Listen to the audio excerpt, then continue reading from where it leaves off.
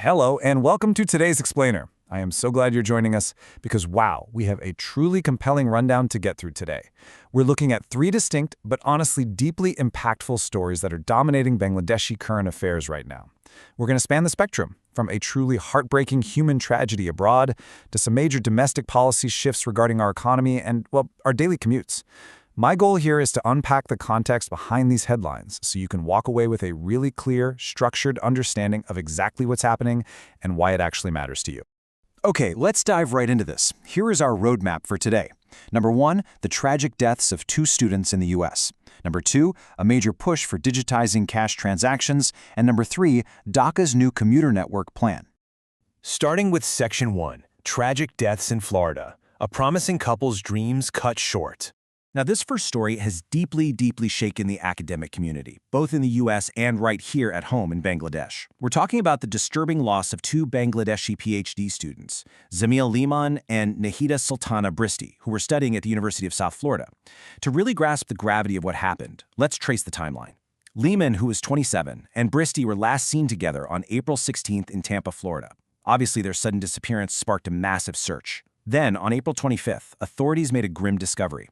Lehman's mutilated body was recovered from the Howard Franklin Bridge. Shortly after that, a family member confirmed the absolute worst on social media, that Bristi too had passed away. Following a really tense standoff involving a tactical team, police arrested Lehman's 26-year-old roommate, Hisham Saleh Abughurhabeh. The suspect, who actually has a prior criminal record, is currently facing preliminary charges, things like unlawfully moving a dead body, failing to report a death, and tampering with evidence. But you know, behind these horrifying headlines are real, vibrant human lives. Liman's brother Zubair Ahmed described him simply as a very decent and simple person who just always wore a smile. Liman was incredibly invested in his research. For the last 2 years, he was actually using generative AI to monitor shrinking wetlands in South Florida. And Bristi, who was working towards her doctorate in chemical engineering, well, Liman described her to his family as a talented singer and a wonderful cook.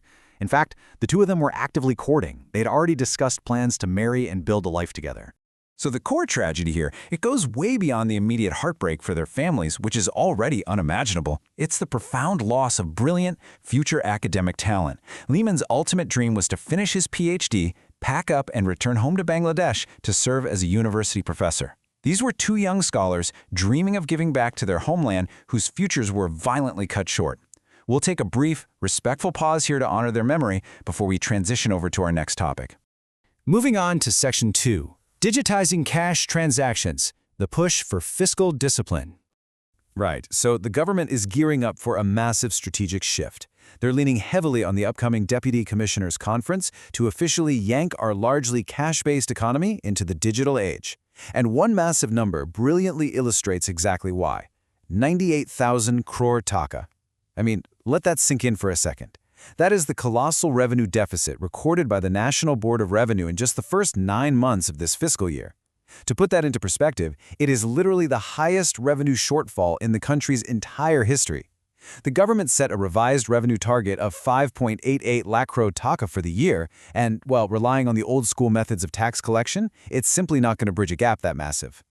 And this historic deficit stems from a really stark reality. An NBR survey estimates that roughly 40 million people in Bangladesh are eligible to pay taxes. 40 million! Yet the actual number of people who do pay taxes sits at a mere 3.5 million. That massive chunk of the population, 36.5 million people, represents citizens who are totally eligible but currently sitting way outside the effective tax net. This huge gap between those who should be paying and those who actually are, that is the absolute root of this historic deficit. So what's the actual game plan here? Well, at the DC's conference, a huge agenda item is empowering deputy commissioners to aggressively promote and honestly mandate formal digital transaction methods right at the district level.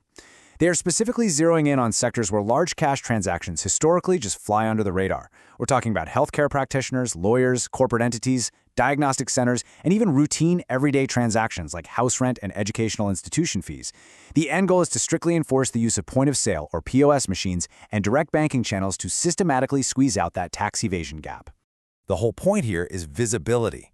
As Dr. Famida Khatun, the executive director of the Center for Policy Dialogue, points out, when transactions actually flow through formal, digital channels, it becomes exponentially easier for the state to assess someone's true income, People who habitually underreport their earnings will find it, well, a whole lot harder to do so. But she also brings up a really crucial caveat: fear. A lot of citizens stay outside the tax net simply because they're terrified of the taxation process itself. So for this digitization push to actually work, it can't just be about laying down the law. It absolutely has to be paired with massive awareness campaigns by district administrations to educate and reassure the public. All right, Section 3, DACA's Commuter Network Plan, decentralizing the megacity. Shifting our focus to the future of our urban landscape, I want you to really think about this question. How can a megacity like Dhaka, which is already strained to its absolute limits when it comes to housing, drinking water, and sanitation, how can it possibly ease its overwhelming population pressure? Every single day, we see a massive influx of people arriving for jobs, business, education, healthcare. The government's answer to this insane density crisis is a total paradigm shift. Instead of moving everyone into the capital permanently, what if we allowed people to live comfortably in nearby districts and just seamlessly commute into Dhaka? Now, what's really interesting about this strategy is how the Planning Commission breaks it down into 3 distinct integrated pillars: rail, bus, and waterways. For rail, the plan is to expand commuter services to places like Ghazipur, Mymensingh, and Narayanjan. But there's a huge logistical hurdle. Commuter trains need to enter Dhaka before 9 a.m., which is exactly when the big intercity trains are arriving, so major platform upgrades are an absolute must. For buses, the strategy hinges on expanding the BRTC fleet to create dedicated commuter links out to Manikganj, Munshiganj, and Kumala. And finally, waterways. This is often overlooked, but it's incredibly vital. The plan is to restart low-cost circular river routes around Dhaka to give people an affordable, completely traffic-free alternative. But here's the catch. Just adding more trains and buses isn't some magic bullet. As Buet transit expert Professor M.D. Hadiazaman rightly points out, transit in total isolation will not achieve true decentralization. His argument is that these transport hubs must be developed in tandem with land use policy. That means bringing actual civic services, quality healthcare, good schools, adequate housing, out to these surrounding districts. Because if people have what they need in their local towns and a super reliable way to get into Dhaka only when necessary, well, that is when you actually begin to relieve the pressure on the capital. Which brings us to our final thought for today's explainer. We've unpacked the heartbreaking realities of lost human potential, the really tough structural hurdles of funding our nation through digitized taxation, and the sheer physical challenge of moving millions of people in and out of our capital. As we push to reinvent our infrastructure and enforce this new fiscal discipline, it forces us to ask a really big question. What will define the true livability of our future megacities?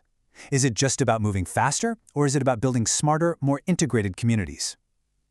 As we build the future, we have to decide if we are just expanding the map or actually elevating the standard of living. Thank you so much for exploring this with me today. Keep questioning and keep learning.